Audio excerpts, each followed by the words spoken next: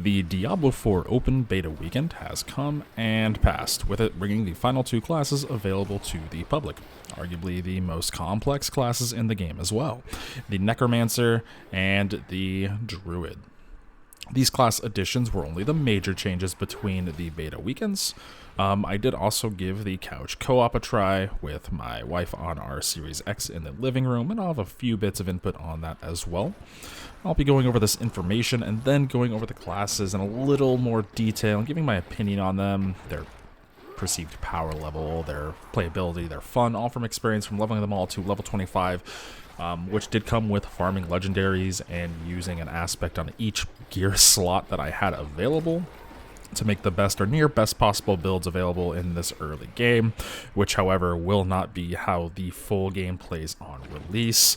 And then my thoughts on the state of the game and if this product that we are going to be getting in a few months that is called Diablo 4.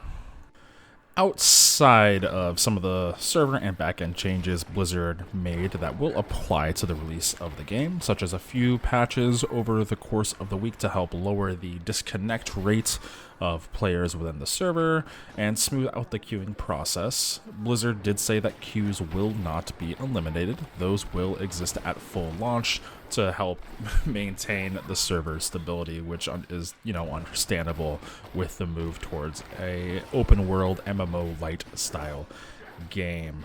But once you're in past that queue, you're typically in. Now, I did only encounter a couple weird disconnects this weekend as opposed to the early access beta weekend, which was just atrocious for the first day and a half. So it does seem like some of those fixes on their back end did help. Overall, the queues were shorter in most cases than the early access weekend, which should be a good sign as towards server capacity at the launch, considering this was an open beta, meaning all you had to do was download the game rather than pre-order it. One other thing they did say they changed for the open beta weekend was they did massively increase the drop rates for legendary items. So anything you might have seen while playing showcasing the additions that the aspects on the legendary items helped with your character's build was greatly blown out of proportion. Why Blizzard decided on this and this plan on increasing the drop rates, I really don't understand. Perhaps giving you a slightly more of a power fantasy to maybe acquire a few more pre-orders from people enjoying the powerful feel of the classes on the open beta weekend, because as it stands, those drop rates will be completely gone, and as it also stands, you can't even extract legendary aspects until level 25. Once you do hit that level 25 cap in the betas, you do see you get a quest about extracting aspects. So anything from 1 through 25, there will be no legendary drops. So why they did this, I'm not entirely sure, but they did. Now, like I said, I did also try the couch co-op on an Xbox Series X, and while it's a great idea in theory, in practice it was an absolutely rocky experience and something that I can't really recommend to the normal player base. Now, my first issue can probably be further solved down the road if there is an adequate server support for the game. As with this beta weekend at launch and potentially for a few weeks afterwards, and who knows how much server support they're going to provide, there might be a queue at all times for the game that's really up in the air. You can expect a login queue to gain access to the game. So here's where the issue comes in. To initiate co-op, one player needs to be actively in the game already and on a character. So we'll say you need to log into Queue of Adesh on your Barbarian. So player 1's Barbarian is in the town. Once you're doing this, which by the way, you've already waited through your login queue, selected your character, and then waited through the start game queue, which that queue itself has always seemed relatively short, like 1 minute. So those really aren't an issue at all. However, the issue comes that while in the game, the split screen player who will be joining will need to press the prompted key on their console to join in and log into their PSN or Xbox account, which does also need to be linked to their Battle.net account. So then from here, it gets really bad. You don't log in immediately. you are thrown into an invisible queue. There's zero indication on screen that you're waiting in a queue. There's no message letting you know that you're going to be waiting in a queue. You just press start, the options button, whatever you're prompted, and then you wait. The prompt disappears. That's it. Now, it does get worse. While the second player is in this queue, the first player who is already in the game can't move from zone to zone. If you're on Kyovadesh, you can't leave Kyovadesh. If you're in one of the zones in Fractured Peaks, you can't transition from zone to zone. You can't enter a dungeon. You can't enter one of the little cellars or caves. You are stuck in that zone until that second player joins the game. When you hit the edge of a zone, you start bouncing off of an invisible wall. And with however long that login queue is, you are actively not playing the game. If you are going to be couch co-oping Diablo 4, you are giving yourself a queue that is 2 times as long. And then, on top of that, with the server issues that can still persist, because the launch of the game will always have a higher capacity than an open beta. Because you're going to have purists who don't want to play that open beta. And much like with my wife, I just kind of tried to talk her into it to get the companion. The companion cosmetic for playing, which it was such a bad experience we never even did that for her, unfortunately. But in our case, we did have a disconnect from the hosting player. And so we had to restart the initial login queue, the start game queue, then restart the second player queue. Then the first time the second player was logged into the game, there was another error where the second player got disconnected when selecting their character, and then the game became unplayable. We had a prompt the second player could not clear on the screen, forcing us to force close the entire game, then wait through the queues all again. Now, this issue can be solved by, on the console, just prompting at the start screen, the very opening of the game, if you're going to have multiple people logging in, and then throw them into queue together. But that's not how the game is. The game's couch co-op is designed extremely poorly. Probably the worst I've ever seen for a game that has couch co-op. It seems honestly like an afterthought and just another box for them to tick and for another little bit of information to throw on the back of the box. Alright, with all that other random stuff out of the way, let's move on to the final 2 classes for the game that were introduced and released for the public to play with this open beta, as well as where I feel these classes stand compared next to one another within the full release of the game, because let's be honest, there's not going to be much, if any, changes that can occur between now and when the game goes live, because they're going to need a few weeks after the game goes gold to get it shipped out and moved to their distributors. So yeah, we're looking at what is essentially, outside of a few minor tweaks, the final version of the game. So first up, we had the class I was looking forward to the most, its triumphant return since Diablo 2, the Druid, the character who wields the forces of nature and shapeshifts into a werebear and a werewolf to have some fun little intricate melee combat, or can kind of do a hybrid class with a few melee attacks. Typically you're looking at Storm Strike, as well as some ranged warfare using the forces of nature. So their main thing really is that they're either a shapeshifter into a tanky werebear, a quick attacking, poison applying werewolf, or you're looking at a wielder of nature. You're looking at earth magic as well as storm magic, which storm magic consists of stuff like wind and lightning. Actually, it does consist of wind and lightning, and then alongside that, like I said, the earth. Now you can also go a full storm ranged build. You can use like a little cyclone thing and then focus on some other ranged magic. You can have a melee storm strike and also focus on a few other odd nature things as well. Really, you're looking at with the druid either going full on into a shapeshifter or into a caster. Their Their special class ability is they can do some servitude with a spirit animal. Now, there's not much known on this. Once you hit level 15, you can start collecting the resource you need for something to do with this class mechanic. However, much like the Barbarian, this class mechanic was locked to a zone that is not was not available in the beta, which is really weird.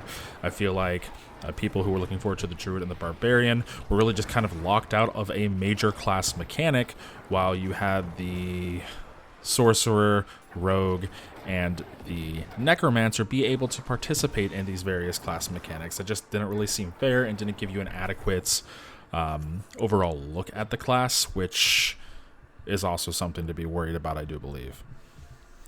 Now, the Druid sounds like it'll be great, but that's really what the Druid is about, is either shape-shifting or summoning for the forces of nature to attack with lightning, earth, and really just kind of like air attacks.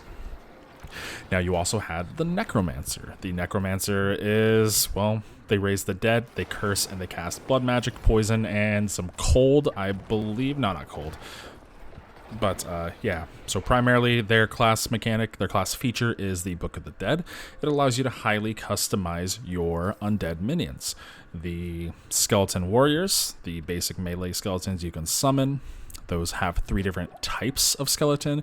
You have your typical warriors, you have defenders, which wield 2 shields, and you have your reapers. There's 2 customization options for each, or you can sacrifice a specific type for a special passive boost to your character if you don't want those minions. Now, the same goes for skeleton mages.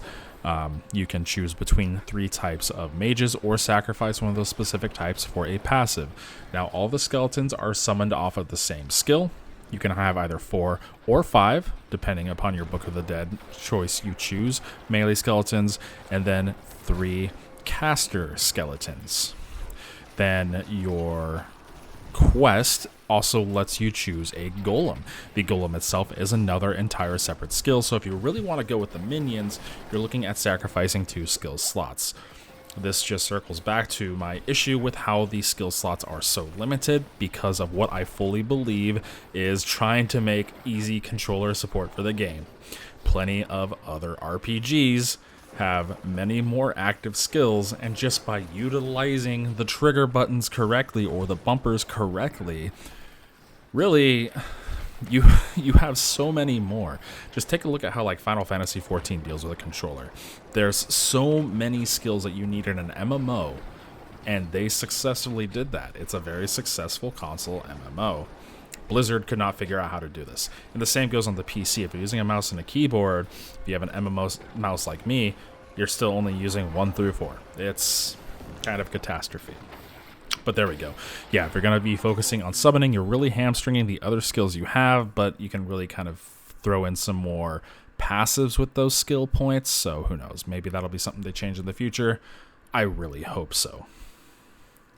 Now, with the little class overviews out of the way, let's just go over how I feel about the class balancing, the current state of those classes, if I think anything can be done, and ultimately a decision I came to after throwing so many hours into this game and being absolutely disappointed in some things I discovered.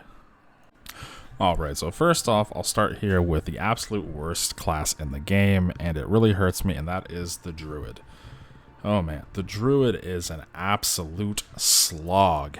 It was a struggle, and this struggle is why I did not get level 25 gameplay of the Rogue. I figured I wanted to compare all the classes in the same environment, going through the same portion of a specific dungeon, and trying to level up the Druid after I decided I was never touching it again. I had to put down the game and leave and come back many times just because it is so off compared to the rest of the classes.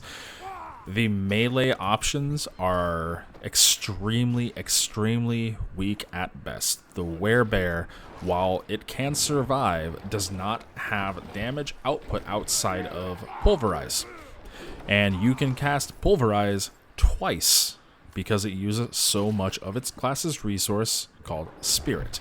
Then you have to go back to your slow, low damage AoE swipes to build up more Spirit to pulverize again.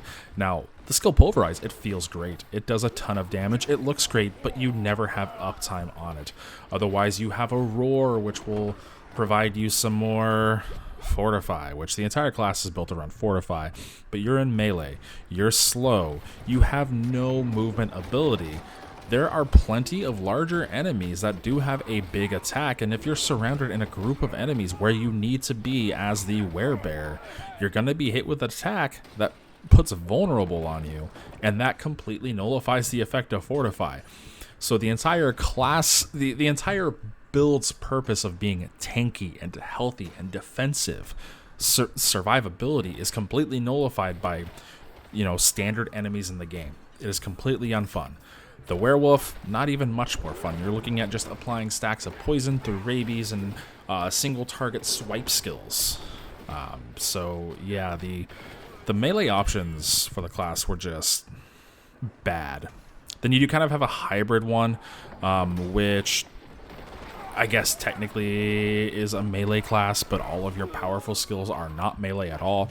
You're using Storm Strike to hit multiple enemies in melee range because it does branch out to other enemies and have a chance to hit multiple enemies at once, which helps build your Spirit a little bit faster, use their abilities, and that's what I ended up doing. I ended up using Storm Strike, then I ended up channeling Lightning Storms and using Landslide. So the only real viable build I found was using that Storm Strike melee build. I had Storm Strike, Landslide, Lightning Storm, then I had Earth and Bulwark, and that's it.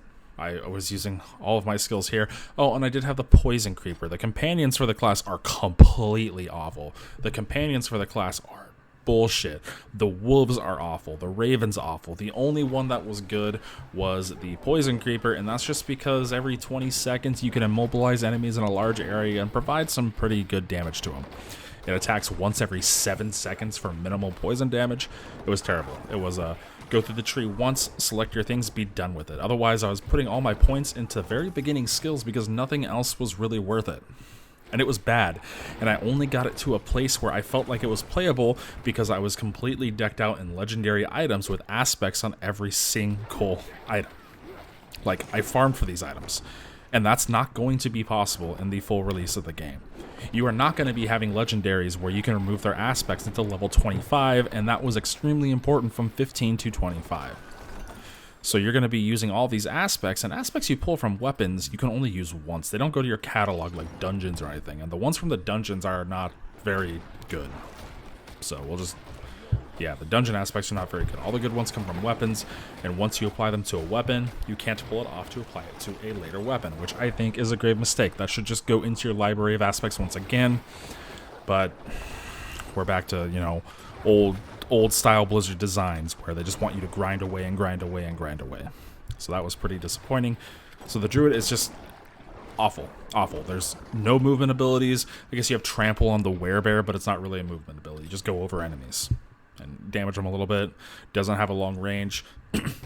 As far as the classes that have no movement abilities, it's worse than the Necromancer by far. At least the Necromancer has a little bit of immunity that it can apply, or some special aspects that deal with it. But yeah. And then the full-on Caster Druid is also terrible. You have like a little Cyclone you shoot out that just goes in a straight line, or an Earth Pillar you shoot up from the ground. Then you'd be using the same abilities I was on my melee build, my hybrid build. So yeah, the Druid is just an absolute disappointment. It has great survivability, I'll give it that much. So while you can have like a 4 in survivability, maybe a 3 or 4 out of 5 in survivability, you still have no movement abilities, and the damage output and the min-maxing required on it is just like a 1 out of 5 class. This is... if you're getting this game to play as a druid, don't get this game. It is terrible. Like, I was so disappointed in it, and I've ranted for 5.5 minutes plus on this awful adaptation of the class, and there's zero way Blizzard can go through and tweak the druid to be as fun as any of the other classes in the beginning intro of the game. So people are going to play for a couple hours, they're going to play to level 9, they're just going to quit and give up and never touch the class again. Next up we have here, second to blast, is the Barbarian. The Barbarian's here just because they are very focused into melee. You're looking at bludgeoning, two-weapon fighting style, which deals with quick attacks or strong double attacks with those weapons, or using your sharp two-handed weapons for your bleed stacks. Now, while it does not feel as bad as the Druid does, it can still be a lot better because we have the Rogue. The Barbarian also suffers from a lot of the things that the Druid does. From a lack of legendary aspects, it does feel really bad. To take advantage of the Barbarian's class skills, you really need access to the expertise and the armory, which that wasn't available in the beta, so we never really got to see what the expertise does. Leveling up the individual weapon types can take a long time. It's based on kills. You're going to be using a ton and a ton and a ton of kills for those passives, and we don't even know how good those are going to be at the end of the game. However, you didn't really need a lot of legendaries to feel well. You could still make some really fun variety of builds with the Barbarian. You weren't kind of hamstringed into just the singular hybrid Stormstrike Call Lightning build of the Druid. You could go a two-handed bludgeoning build. You could go with Whirlwind. You could go with Bleed. You could go with Frenzy. Hell, you can combine the all and make a fun class to play. But since it was a melee build, it just felt bad.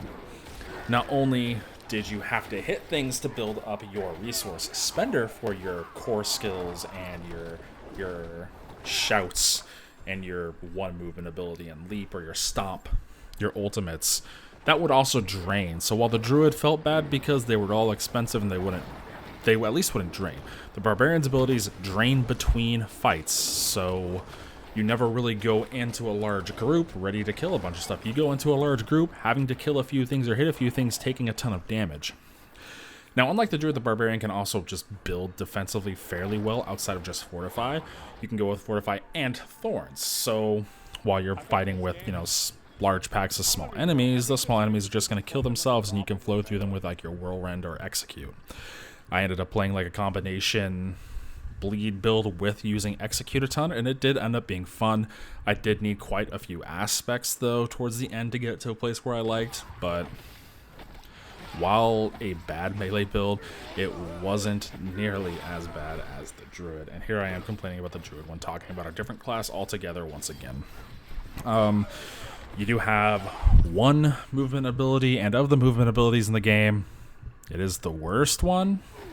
Once again, not counting the Necromancer's Blood Pool. Leap does let you change like elevations, or I like leapt over walls in dungeons. It was weird. Leap is a weird one, much like the Sorcerer's Teleport, though not as good as Teleport because Leap does have a shorter range available. Overall, survivability is pretty good. The damage, I think, can be really good in late game once you get your legendaries going, but that's not how it's going to be for a long time. You're going to be leveling up without all of the correct things. And with it being shoehorned to melee only with a 17-second cooldown movement ability, you're going to be chasing around a lot of enemies. It's going to be a bad time, much like with the Druid, but slightly better. That's why it does position itself easily as the second worst class in the beta. And once again, it suffers from some stuff that I don't think can be fixed into the final version of the game. It's just going to be a bad, unfun class to play for hours and hours until you get to the end game. And then, I mean, those issues will still persist. You'll just have nicer legendaries. And then solidly in the middle of the pack, we do have the Rogue. And then even the leap from Barbarian to Rogue is massive. Rogue being a little bit behind the other two classes here. Though the Rogue is probably the most versatile of all the classes. You have extremely strong melee options and extremely strong ranged options, and much like how the Barbarian can switch between using the multiple different weapon types, the Rogue can switch between the multiple different weapon types as well that they use. That being the two one-handed weapons as well as the ranged option, which was a bow and a crossbow in the open beta and the early access beta. Though focusing on one type was probably the best way to go, so I did both a melee build and a marksman build with my Rogue, and I kind of settled on a marksman basic skill, your primary attack, and then into full melee with the rogue itself. And the rogue's melee was absolutely a blast to play. It was infinitely better than the barbarian. You're not struggling to keep up your resources between fights. Having the ranged option helps you build up your resource in iffy situations if you need to, such as boss battles, because the rogue really doesn't have much defensive capability. They are squishy like the other two classes, though I do believe that balances out very well because they do so much damage. Even as the open beta closed, and albeit the power levels of characters were so much higher than they should have been at the time because of legendaries, you can find videos of people soloing a Shava the World boss on a rogue, which is absolutely ridiculous. No one class should be able to do that, but here we are with the rogue doing it. I think the rogue probably has the strongest melee capabilities in the entire game, with a solid marksman option. I do think it's the third best marksman option, but I do also believe it is the best melee option that we have. It just does so much damage, and it was by far way more fun to play than the barbarian, and infinitely more fun than the awfully designed druid. It is able to get around some of the poor primary attack buildings, spender buildings that we need to do. So your resource, your energy, that does come back fairly easy since you can just use your ranged marksman weapons or your, I guess if you were onto melee for your primary attack to build up that resource, but it comes back great. Their class specialty is choosing what's called specialization, combo points, inner sight, and then one other that we didn't have access to. So yeah, combo points let you modify abilities based on how many combo points you have.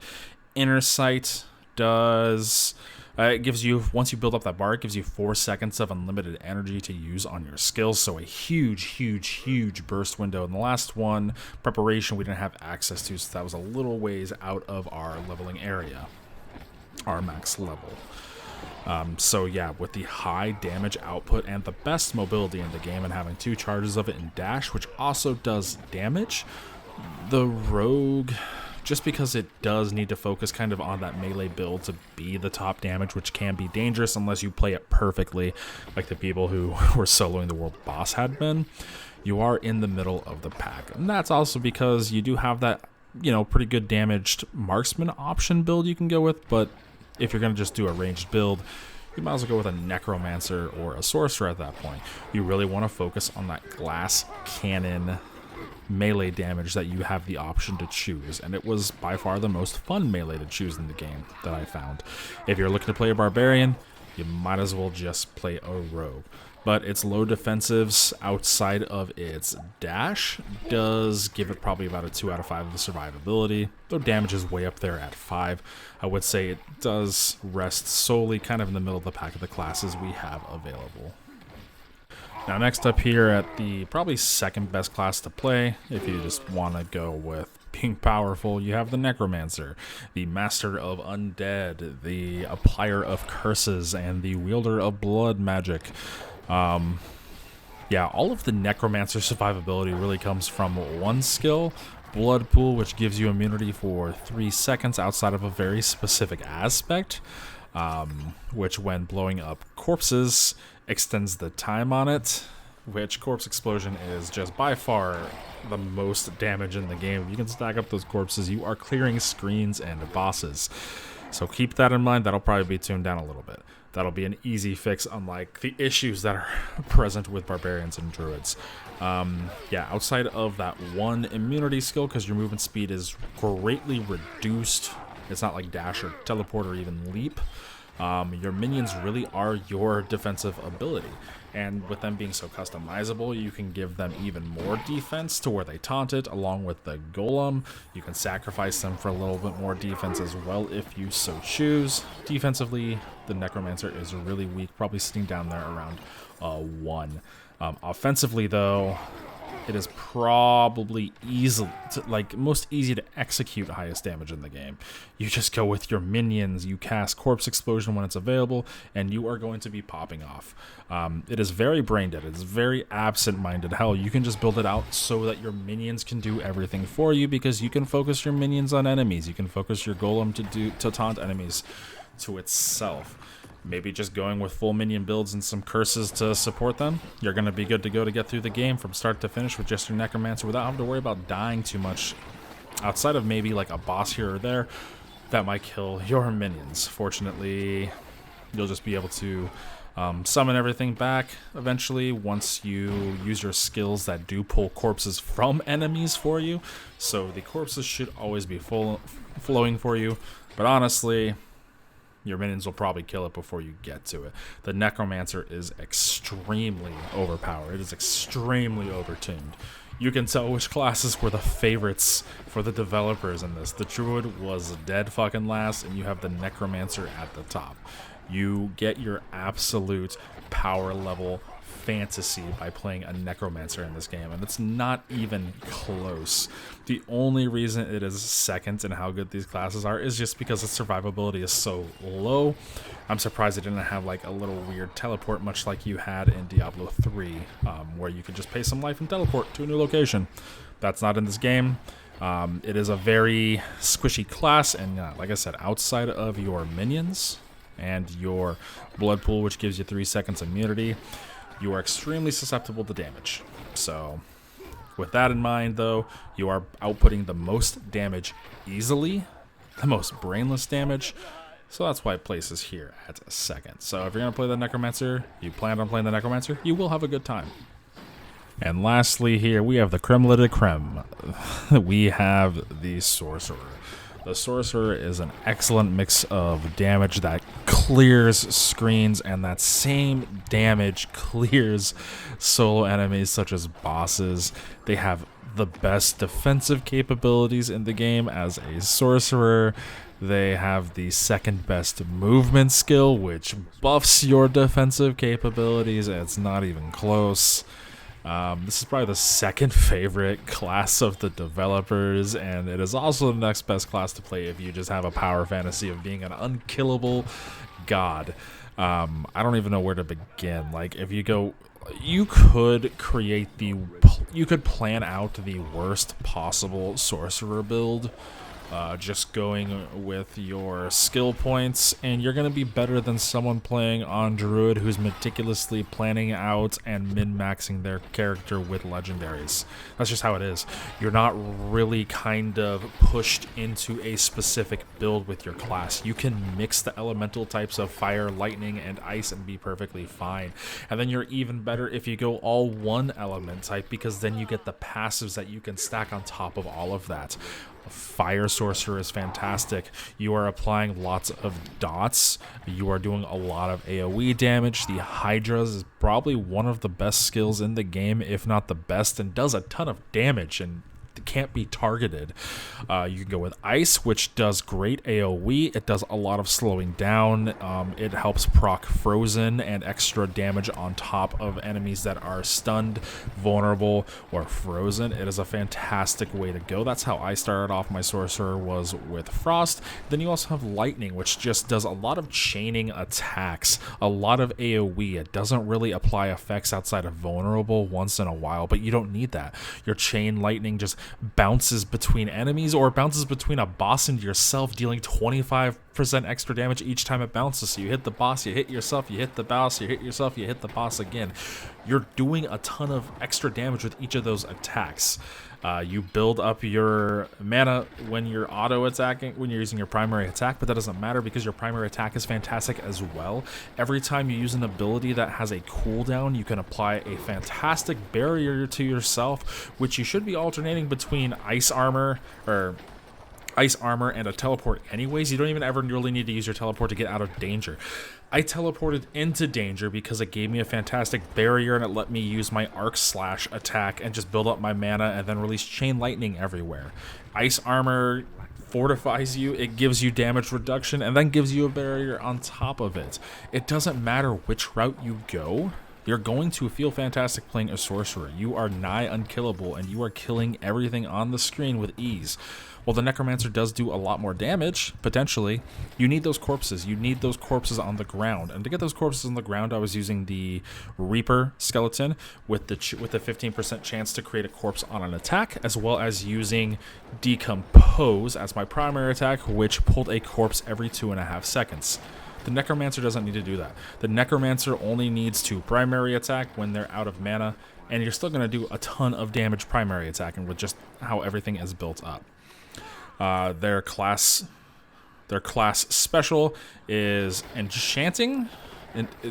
Is it enchanting? I can't remember. I can't remember the exact name. But you take a skill you have learned, even a skill that you've acquired via an item. So like some items will give you rank into your different skills. You can take any of those skills and get a passive bonus from it. That is fantastic. And then later on, you get 2 of those. You can change these going from clearing mobs to a boss to, min-max even harder, which you don't even need to. Honestly, the sorcerer can play without any legendaries and still be stronger than most of the other classes outside of maybe the necromancer, but the necromancer still wants a few legendary aspects to be as powerful as possible, just not very many, maybe 1 or 2. The sorcerer just doesn't need anything. The sorcerer is a defensive monster. It is a murderous monster. It is by far the best class you can play in this game, and it's not even close. You could just you can mindlessly walk through dungeons, not having to manage about everything, probably just primary attacking everything down, or just, eliminating everything at once in an instant in a flash on screen by using your actual skills available to you. It wasn't even fair. It was not fun going through a dungeon, getting some footage for my druid, then waltzing through it on my sorcerer. It was a cinch. It wasn't as fun as playing the rogue. The rogue is high risk, high reward, but the sorcerer is high reward, no risk. Easily the strongest class in the game. Probably a 4 out of 5 for each. Maybe a 5 out of 5 on defensive capabilities, because your teleport gets you out, it gives you damage reduction, then it gives you a barrier. So, yeah, honestly, playing a sorcerer was really fun. It was also kind of mindless, but you did need to watch your mana a little bit, and all that meant was doing a primary attack and then going back to murdering everything on screen at once.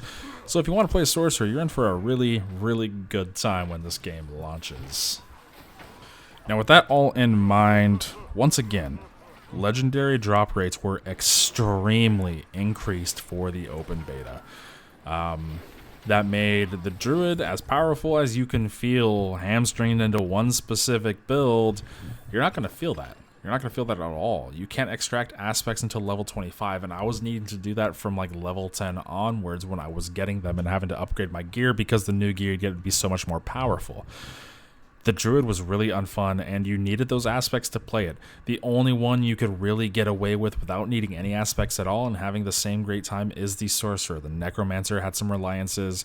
The rogue had quite a few reliances. The barbarian had plenty of reliances, and the druid was pretty much unplayable without its reliance upon legendary aspects. And that's not how it's going to be at the game's launch. Like I said, the game launches on June 6th, so you're looking at a little over 2 months away. There's not enough time in the world for this to be balanced from what we experienced. Unless the beta build we got is completely different from what will be launching in the game, you're looking at really a not fun time with your melee classes, unless you really want to try hard with that rogue, which to me I could find that fun, but ultimately this is a kind of a game where you want to play multiple classes at once. And then on top of that, you have respecking your skills, which is a nightmare. As I was playing on my druid at level 25, I kept respecking and coming up with new builds and trying everything. I just kept watching the cost go up. Every time you respec, the cost goes up. Developers with Blizzard are on record saying that at a certain point, they don't want you to respect. They just want you to start a new character. They said it would be easier. That is extremely unfriendly to the player base. That is extremely unfun. You're going to have people wasting their time trying to come up with new builds because they got new skills and new legendaries with cool new effects, but those are not going to be available to them because you're giving them an extremely increasing cost of respecking. I think I got to the point where it was about 10,000 gold to respec on my druid, and that's when I decided to go on something I thought would work best. Unfortunately, ended up on that hybrid storm melee range storm build with some earth magic on my druid. The barbarian got up there too, coming up with something, finding, you know, a good mix between execute and bleeds, foregoing ultimate skills completely because they didn't work in with needing the defenses you needed.